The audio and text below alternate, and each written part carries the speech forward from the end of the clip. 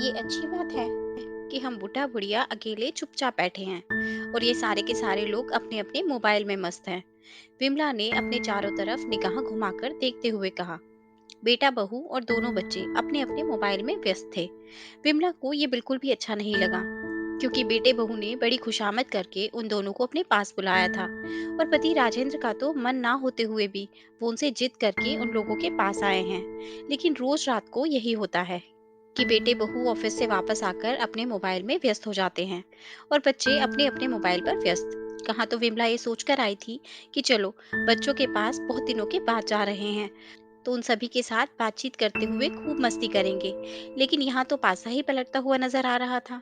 दिन के समय बच्चे अपने अपने स्कूल और कोचिंग में और बेटा बहू नौकरी पर, और रात को किसी को भी उन दोनों के साथ समय बिताने का मौका ही नहीं। बेटा, हम लोगों की वापसी की टिकट करा दो। जब विमला से बर्दाश्त नहीं हुआ तो लोकेश से कह ही बैठी। ऐसा क्यों कह रही हैं मम्मी आप? अभी आपको आए हुए दिन ही कितने हुए हैं और फिर यहाँ आपको तकलीफ ही क्या है? खाना पीना सब कुछ तो समय पर है। लोकेश से पहले ही बहू तान्या ने आश्चर्य से भरकर पूछा। तान्या बेटा, सिर्फ खाली खाना पीना सही होना या फिर सुख सुविधा मिलना, यही सब कुछ नहीं होता। जरा सोचो, हम लोग यहाँ दीवारों से बातें करने तो नहीं आए हैं ना। तुम सभी लोग घर पर आते ही अपने अपने मोबाइल में व्यस्त हो जाते हो और हम दोनों लोग बैठे बैठे तुम लोगों का चेहरा निहारते रहते हैं कि अब तुम लोग मोबाइल की दुनिया से बाहर आओगे, अब बाहर आओगे। लेकिन एक बार जो मोबाइल पकड़ लेते हो फिर छोड़ने का नाम ही नहीं लेते। ऐसे तो हम दोनों घर पर भी एक दूसरे के साथ समय बिता लेते थे। अगली बार से तो हम लोग यहाँ आएंगे भी नहीं। विमला ने बहुत मायूसी से कहा। लोकेश बेटा, तुम्हारी माँ बिल्कुल सही कह रही है। क्या फायदा तुम लोगों के पास आने का जब साथ में समय ही नहीं व्यतीत कर सकते। अच्छा होगा कि तुम हम दोनों की वापसी की टिकट करवा ही दो। राजेंद्र जी ने भी विमला जी की बात पर मोहर लगाते हुए कहा। सॉरी मम्मी जी, सॉरी पापा जी, हम लोगों को माफ कर दीजिए, क्योंकि हम लोगों ने इस बारे में सोचना ही नहीं चाहा। लेकिन अब ऐसा बिल्कुल भी नहीं होगा। आज से घर आते ही सब लोग अपना अपना मोबाइल तब तक नहीं चलाएंगे जब तक आप लोग सोने नहीं चले जाते। और हाँ, प्लीज मम्मी जी, दोबारा ये बात फिर कभी मत कहिएगा कि आप हमारे पास आएंगे ही नहीं, क्योंकि आप लोगों के आशीर्वाद के बिना तो हम लोग बिल्कुल अधूरे हैं। बहू तान्या ने बहुत शर्मिंदगी के साथ नम्रता पूर्वक कहा।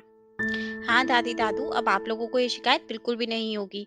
हम लोग भी आपसे माफी मांग रहे हैं, लेकिन प्लीज दादू दादी, आप लोग वापस मत जाइएगा। बंटी और बीहू भी परेशान होते हुए विमला और राजेंद्र जी के पास आकर बोले। मम्मी और पापा, मुझे भी माफ कर दीजिए। लोकेश ने तो अपने दोनों कान ही पकड़ लिए और अब अपना वापस जाने का प्लान कैंसिल कर दीजिए। विमला को लगा कि जैसे छोटा सा लोकेश माफी मांग रहा हो। चलो, तुम लोगों को माफ किया और अब हम लोग रोज तुम लोगों के घर आने के बाद जी भरकर मस्ती करेंगे और पार्क भी चलेंगे और बच्चों के साथ लुका छुपी और पकड़म पकड़ाई भी करेंगे। इतना कहकर विमला जी ने अपनी बाहें सबको अपने आंचल में लेने के लिए फैला दी। जरूर, हेड ऑफ द होम। और वो सब लोग भी इतना कहकर विमला की बाहों में समा गए। अरे भाई, मैं भी तो हूँ, मुझे भी अपने साथ ले लो, मुझको क्यों अकेला छोड़ रहे हो? राजेंद्र जी मुस्कुराते हुए बोले। हाँ, सही बात है पापा जी। और इस बार सब लोग राजेंद्र जी के पैरों में झुक गए और थोड़ी ही देर में बहुत मस्ती भरा माहौल दिखाई पड़ने लगा। दोस्तों, आशा करती हूँ आपको ये कहानी अच्छी लगी होगी और जरूर कुछ नया सीखने को मिला होगा। आपका एक लाइक, शेयर और सब्सक्राइब हमें ऐसी ही और वीडियोस बनाने के लिए मोटिवेट करता है।